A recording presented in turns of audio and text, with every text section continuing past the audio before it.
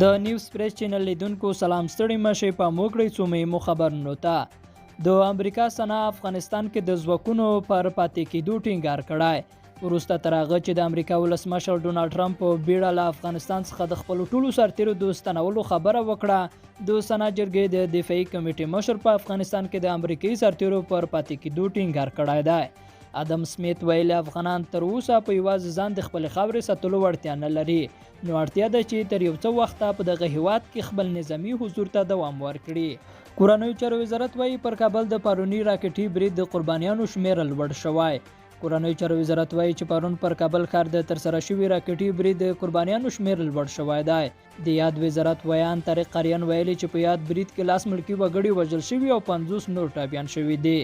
آریان دا برید د بشریت پر وړاندې ستر جنایت بللی دی د آریان په خبره تر اوسه د شوي برید په تړاو کوم څوک نیول شوي نه دي خو په خبره یې پولیسو خپلو پلټنو ته دوام ورکړی دی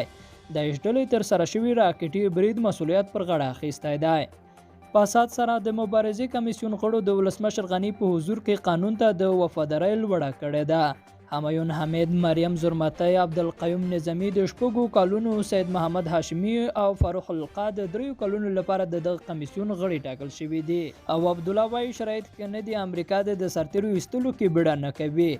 د ملي مصالحې عالی شورا رئیس عبدالله وایي امریکا پریکړه کړې ده چې خپل سرتیري به په بیړه خپل هیواد ته ستنه کړي هغه زیاته کړې د امریکا پریکړې ته په درناوي پکار ده چې شرایطو ته په پام افغانستان کې د امریکایي سرتیرو شمیر کم شي اسوسییټډ پریس د عبدالله له خولې ویلي دوی د امریکا د پریکړې ملاتړ کوي